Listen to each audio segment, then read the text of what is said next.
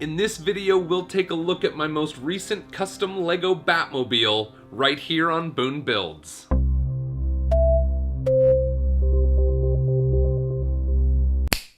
Welcome back, everybody. A couple of weeks ago, I built this custom Batmobile. I love Batmobiles. You know I love Lego, and I've built a few Batmobiles from my own imagination. This is the latest one. Let's take it over there and take a closer look. So this is my most recent custom Batmobile Lego build. I am calling it the Gotham Cruiser. I built this Batmobile in one sitting of about 3 hours and 45 minutes from parts that I had on hand. When I started the project, I only had one set of 4 street tires, and they were these big kind of Technic semi-truck kind of wheels. And so I knew that it was going to be a large build, but I still wanted it to be minifig scale.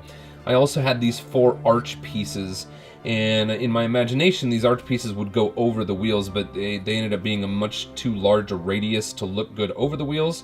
So I dropped them down, and that's kind of what gave me this style where the wheels are sort of cut with the wheel well, and you actually see the top of the tires above the wheel wells. So that was pretty much my first design feature, and I just kind of went from there and built what I was able to build in a symmetrical style from the parts that I had on hand. This Batmobile is not modeled after any one particular Batmobile from Batman history, but it certainly does take some design cues from various Batmobiles from film, television, and comics. I think some of the most notable similarities would probably be to the Batmobiles from 1989 Batman, Batman Forever, Batman and Robin, probably Batman the Brave and the Bold. But I do take a little bit of pride in the design elements that are original to this custom build. The cockpit here features 2 X-Wing canopies that open up to reveal 2 minifigure chairs, 2 steering wheels.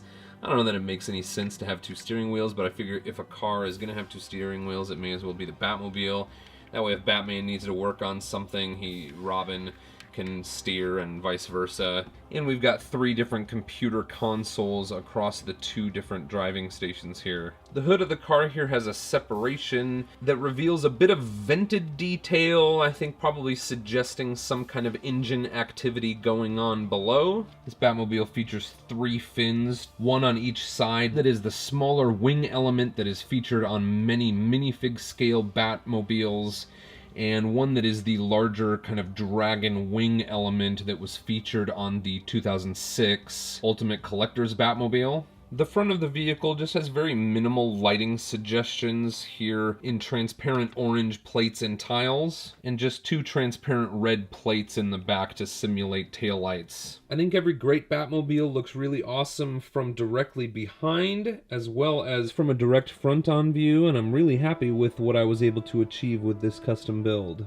I think if I were to make any improvements to this Batmobile, it would probably be to add some tiling detail to some of the studs that are still exposed. I like studs, I don't want to completely get rid of them, but there are some particular studs that are exposed that I'm not real crazy about.